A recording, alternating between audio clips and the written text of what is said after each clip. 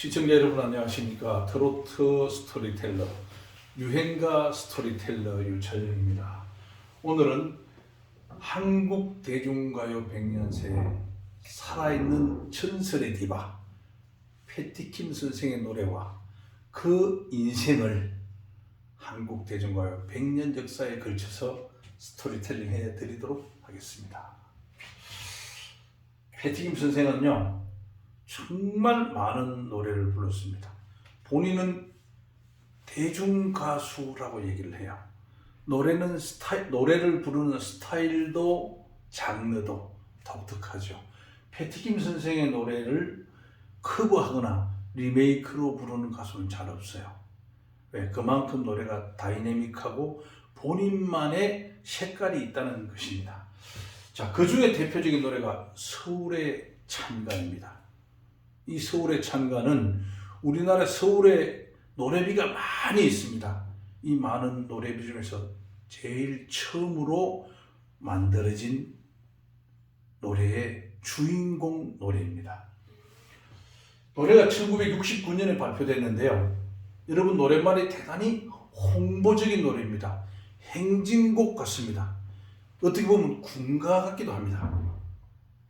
종이 울리네 꽃이 피네 새들의 노래 웃는 그 얼굴 그리워라 내 사랑아 내 곁을 떠나지 마오. 이런 노래입니다. 여러분 이 멜로디와 가사가 아주 우렁차지요.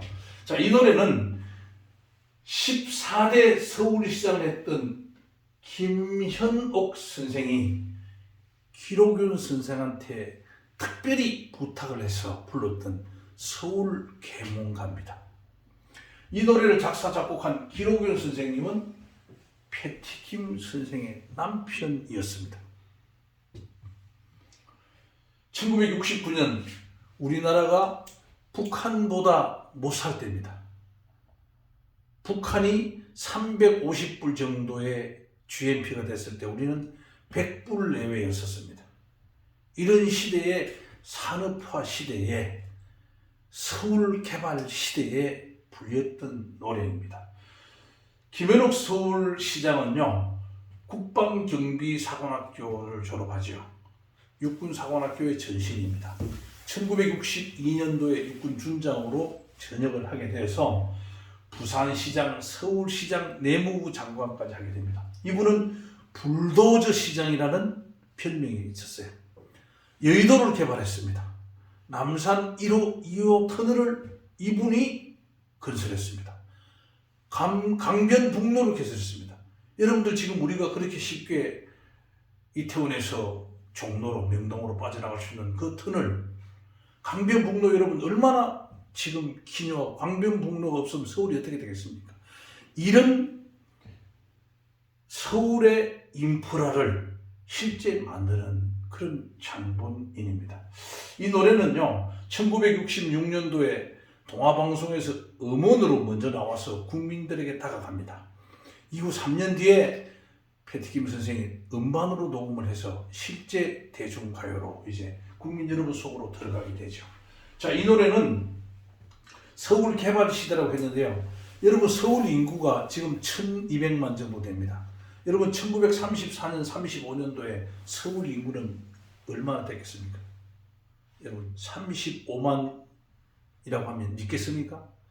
35만의 서울 시민 중에서 27만 정도가 우리 민족이었습니다. 1935년도는 식민지 25년 차입니다. 일본인들이 무려 7, 8만여 명이 와서 살았습니다. 청계천을 중심으로 강북은 북촌이죠. 강남 명동, 청계천, 이남은 충무로 일대는 다 일본인들이 있었습니다. 지금 용산 여기 있는 신용산 일대에는 다 일본인들이 주로 살고 있었습니다. 이런 서울이 1960년대 되면서 300만 정도로 늘어납니다. 이 300만이 1980년대 강남 개발 시대 여러분 한남대교가 제3한강교입니다. 제1한강교는 한강대교죠. 제2 한강교는 양화대교입니다. 제3 한강교가 바로 한남대교인데요. 이 한남대교 1호 터널에서 바라본 남쪽이 별빛이 흐르는 다리를 건너잖아요. 윤수일의 노래의 아파트의 첫 소절입니다. 이것이 1982년도에 나옵니다. 강남마다 들판 논이고 미나리 깡이었습니다. 이때부터 해서 1990년대를 지나오면서 서울 인구 1000만 시대가 오는 겁니다. 그래서 지금 1969년 이 패티킴이 불렀던 서울의 창가 이 시대는 서울 인구는 300만에서 400만 밖에 되지 않던 그런 시대입니다. 여러분, 역사 속에 있을 때는 현실적이지 않습니다.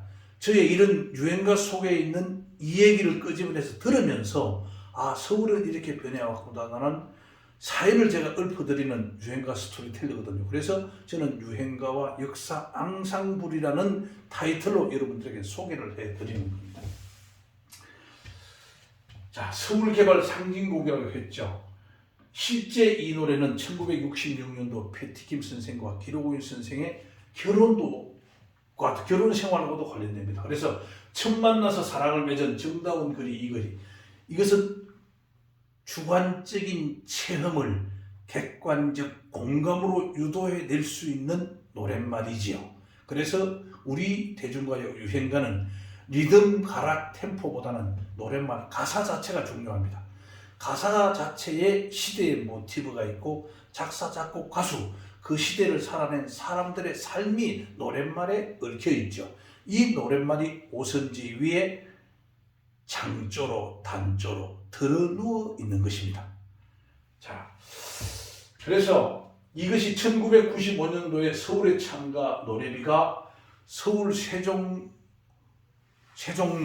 세종문화회관 옆에 있는 세종로 공원에 개막되죠. 그 당시에 개막된 사진이 이 사진입니다. 이미자 선생께서, 패티킴 선생께서 노래의 주인공으로 초대되어서 계시죠. 패티킴 선생이 서울의 창가를 부를 당시의 모습입니다. 자, 대한민국의 전설의 디바 패티킴 선생의 인생은 한국 돼지고기 100년과 어떻게 얽혀 있을까요? 패티킴 선생 1938년부터 1959년까지 1938년에 서울에서 출생했습니다. 본 이름이 김혜자입니다. 시흥에서 잠시 자랐어요. 다시 서울로 와서 중앙여고를 졸업했습니다. 패티킴 선생의 꿈은 아나운서 또는 스튜어디스였습니다. 키가 167입니다. 1938년생이 167이면 정말 8등신의 하나죠. 미팔군 무대에서도 콜라병 몸매로 미군 장병들의 환호를 자아냈던 분입니다. 자, 이분이 고등학교를 졸업하고 명동 거리를 거닐고 있었어요. 직장을 구하는 중이었죠. 그때 친구 오빠 곽준용 선생을 만납니다. 곽 선생이 이렇게 얘기합니다. 야, 혜자야, 너 어디 가냐? 이렇게 물었어요. 그러니까 오빠 나 직장 구하러 간다니까. 너 그러지 말고 노래 잘하잖아. 노래 한번 해보자. 이렇게 얘기를 합니다. 그래서 오빠를 따라간 곳이 바로 화양 엔터테인먼트 베니 김에게 가는 겁니다. 베니 김 선생은 본 이름이 김영순 선생입니다. 여러분, 단장의 미아리 곡이 알죠? 이 노래를 부른 이혜연 선생의 남편입니다. 미아리 눈물 고개 님이 넘던 이별 고개, 이 노래를 부르던 주인공의 남편이죠. 이분이 데려가서 훈련을 시켜서 미팔군 무대에 오디션에 참가시켜서 AA 등급을 받게 됩니다. 그래서 미팔군 무대에 린다 김이라는 이름으로 출연을 하게 되죠. 이 출연을 하면서 본인이 어느 순간 린다 김, 이 매니저 선생님한테, 선생님 저 이름 바꾸고 싶어요. 그래? 뭘로 바꾸려고 그러냐? 굉장히 도발적인 도전이죠. 이름을 예명을 지어주는데 예명을 본인이 바꾸자고 그래. 뭐 하고 싶냐? 패티 페이지의 이름을 따서 패티킴으로 하고 싶습니다. 바로 그래, 내일부터 패티킴으로 부르자. 이렇게 해서 오늘날 한국 디바 전설의 여왕 패티킴이 탄생하는 순간이 되는 겁니다. 패티킴 선생은요, 1966년도에 기록윤 선생하고 결혼을 했습니다. 이때 패티킴 선생은 미국에 있고요, 기록윤 선생은 일본에 있었어요. 1960년대 전반기에 두 분이 귀국을 했습니다. 이때 패티김 선생은 어머니의 병환 간호를 위해서 온다고 합니다. 기록윤 선생도 개인의 신상에 이유를 댔죠. 그렇지만 두 분은 일본과 미국에 있으면서 전화로 폰팅 데이트를 한 겁니다. 그래서 두 분이 와가지고 각각 서울에, 패티김 선생은 뉴코리아 호텔, 그 당시에 돈이 많았습니다. 패티김 선생은 이미 길삿갓, 기록윤 선생은 대한극장 옆에 있는 여관에 있었습니다. 그러면서 두 분이 이렇게 데이트를 했는데요. 패티김 선생이 6월 달에 미국을 하는 비행기표를 끊어놨어요. 그래서 기록윤 선생이 패티김 선생을 연모하는 작업을 거는 노래를 만듭니다. 이 노래가 4월이 가면입니다. 4월이 가면은 패티김 선생은 미국으로 떠나게 되죠. 5월이 오면은 본인은 혼자 남게 됩니다. 그래서 이 노래의 첫 소리는 4월이 오면은 떠나갈 사람, 5월이 오면은 눈물 울어야 할 사람, 이렇게 하죠. 이 노래를 여관방에서 호텔방으로 전화로 통해 불러줍니다. 이 노래에 감동해서 패티김 선생은 미국으로 가던 예약했던 비행기표를 취소합니다. 그래서 그해 6월 달에 약혼을 하고 그해 12월 10일에 국무총리, 전 국무총리 김종필 선생의 주례로 결혼식을 하게 됩니다. 그렇게 해서 두 분 사이에 낳은 딸이 정아입니다. 정아는 지금 백인 윌리엄스하고 결혼해서 미국에서 살고 있습니다. 자, 이후에 길삿갓 바람을 타고 다니는 사나이 기록윤과 패티김은 서로의 이상과 여러 가지 현실적 의견이 충돌과 마찰을 일부 거치면서 이혼을 하게 됩니다. 이때 외국에서 우리나라에 오는 바이어가 한 사람이 있었어요. 그 바이어가 패티김 선생을 너무나 흠모하게 됩니다. 그래서 1974년 패티김 선생이 조선호텔에서 디너쇼를 하게 됩니다. 이분이 표를 사가지고 와서 디너쇼 관람을 하러 왔어요. 이 디너쇼를 공연하는 날이 패티김 선생 언니의 생일이었습니다. 그런데 노래를 한 곡 부르고 왔을 때 패티김 선생의 가족들이 앉아있는 자리에 이 사진 속의 주인공 아르만도 게디니, 이태리계 미국인입니다. 이분이 와서 조심스럽게 얘기를 합니다. 나는 한국에 올 때 우리 패티김 가수님의 노래를 보는 것이 너무너무 자기의 어떤 하나의 과정이 되었다고 합니다. 그러면서 프로포즈를 하게 되죠. 만약에 패티 선생님께서 내 아이를 낳아주면 그 아이만큼 큰 덩어리의 보석을 선물하겠다고 합니다. 그렇게 해서 두 사람의 사랑이 이어지죠. 그래서 결혼을 하고 낳은 딸이 카밀라입니다. 카밀라는 미국에서 가수 활동도 했어요. 지금은 웨딩 플래너로 생활하고 있습니다. 그래서 패티김 선생은 기록윤 선생과 사이에 정아, 아르만도 게디니 선생과 사이에 카밀라가 있죠. 요 분위기 그렇습니다. 자, 패티김 선생은 대한민국 가요 백년사의 최초라는 단어를 모두 다 달고 다닙니다. 최초. 자, 일본의 초청 공연, 리사이틀이라는 용어를 처음 사용했어요. 미국 라스베이거스 공연도 처음으로 갔습니다. 창작 뮤지컬도 처음 했습니다. 패티김 쇼, 본인의 이름을 달고 라디오 쇼를 진행한 사람도 패티김입니다. 세종문화회에서 서울에 연가라는 최초의 대중가수 공연도 합니다. 미국 샌프란시스코 공연도 합니다. 시립교향악단과 협연도 합니다. 카네기홀 공연, 그 다음에 프랑스에 직접 가서 네스카페 셀렉타 커피 CF도 현지 촬영을 하게 됩니다. 2008년도에 대중가수로서 50년 데뷔 기념 공연도 최초로 했습니다. 그래서 패티킴은 최초의 대중가수라는 타이틀, 최초라는 타이틀을 달고 다니는 디바입니다. 자, 패티김 선생은 2013년에 가수 생활 55년 은퇴를 선언했어요. 그 은퇴 공연이 바로 이 사진입니다. 굿바이 패티. 공연의 이름은 이별이입니다. 이 이별은 조용필 선생이 붙여준 순회 공연 타이틀입니다. 아름답게 노을 지는 석양처럼 사라지고 싶다는 의미를 담고 있습니다. 이 공연이 진행될 때 항상 이형기 시인의 낙화시가 낭송되었어요. 오프닝으로. 어떻게? 내려야 할 곳을 알고 떠나가는 사람, 종착역을 알고 가는 사람은 아름다운 사람이라는 그런 의미의 시였습니다. 패티김 선생의 이름이 그렇죠. 이별 공연이 그렇고 은퇴가 그렇죠.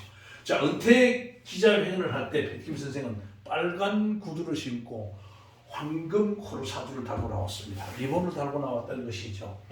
본인은 절대 은퇴는 분복이 없을 것이라고 했습니다. 그러면서 정말 노래가 많이 부르고 싶을 것이라는 얘기를 했습니다.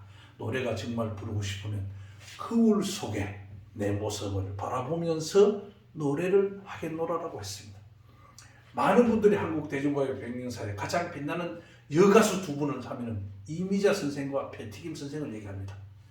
이미자 선생은 국민 가수라고 합니다. 패티김 선생은 스스로 대중 가수라고 하죠. 두 분은 노래의 결과 향기가 너무 다릅니다. 감흥도 다릅니다. 그러면서 독보적인 자리를 각각 자리에 위치하고 있지요. 자, 패티김 선생 하면 항상 기록윤 선생과 박춘선 선생이 따라다녔습니다. 기록윤 선생과 패티김 선생은 패티김을 두고 연적관계, 사랑하는 사람의 삼각관계였다고 해도 됩니다. 기록윤 선생은 결혼을 해서 정아를 낳죠. 패티김 선생은 80살에 돌아가실 때까지 총각이었습니다. 패티김 선생을 틸과 파드레라는 노래로 미팔군 무대에 데뷔시켜주는 노래를 줬던 분입니다. 그분과의 이 노래를 연습하는 장면이죠. 이거는 아르만도 게디니나의 사진입니다. 기록윤 선생과 연애할 때의 장면입니다. 떠나갈 때의 모습이죠. 자, 패티김은 미팔군 무대가 낳은 한국 최고의 가수라고 해도 과언이 아닙니다. 미팔군 무대는 어떤 형태로 우리 대중가요 속에 녹아있고 살아있을까요? 미팔군 무대는 대중음악의 특화 시장이었습니다. 뮤지션, 작사, 작곡가들, 연주가들과 가수들의 등용문이라고 그럽니다. 그럼 미팔군 무대는 언제부터 어떻게 우리 가수 대중문화예술계의 메커니즘으로 인프라로 작용을 했는지 제가 설명을 드리겠습니다. 우선 미팔군은요, 1944년 1월 달에 오키나와에서 창설됐어요. 태평양 전쟁 말기 일본이 항복하기 전이죠. 이때 남서태평양에 있는 섬과 또 일부 나라에 주둔하고 있는 일본군을 경멸하기 위해서 만들어진 겁니다. 그 대표적인 상륙지가 필리핀과 뉴기니 섬 등이죠. 1, 9, 10, 14군단 등이었는데요. 1945년 8월 15일 일본이 패망하고 나서 요코하마 항을 통해서 도쿄로 무혈 입성을 하게 됩니다. 그래서 지휘부가 오키나와에서 동경으로 오게 되죠. 미군정을 실시하게 됩니다. 이렇게 있는 동안에 우리나라에 1950년 6.25 전쟁이 발발하게 됩니다. 이때에 6.25 전쟁 때 우리나라에 왔던 대표적인 부대가 10군단입니다. 인천 상륙작전과 흥남 철수작전을 했던 알몬드 소장이 지휘했던 군단입니다. 이후에 6.25 전쟁이 이제 휴전되고 나서 1955년도에 동경에서 서울 용산으로 지휘소를 옮겨옵니다. 1953년 10월 1일 한미 방위 조약이 체결되고 난 이후에 그것을 근거로 오게 되죠. 지금까지 67년간 우리나라에 주둔했는데요. 2018년에 평택 기지로 이전해서 지금 사령부가 있습니다. 자, 그러면은 거기에서 어떻게 노래가 불려졌을까요? 1946년부터 1950년 6.25 전쟁 시까지입니다. 1946년부터 3년간 미 24군단 하지중장 예하에 6744단이 와 있을 때 우리나라에 17만여 명의 미군이 무려 300여 곳에 분산되어서 미군정을 했습니다. 이때 그들은 스스로의 위문 공연단이 있었지요. 이런 이후에 6.25 전쟁이 됐을 때에 21개국의 전투병력 지원국과 5개 나라의 의료지원병력이 직접 부산한 제1부두와 제2부두를 통해서 들어오게 되는 겁니다. 이분들이 부산을 중심으로 해서 위문 공연을 펼치게 되죠. 부산에 가면 성지곡, 수원지, 초읍동에 하이아리 부대가 있습니다. 그 지역이 중심이 되죠. 자, 이렇게 해서 미군은 이 당시에 미군들이 올 때는요, 미군 자체의 어떤 향수심을 달래주는 겁니다.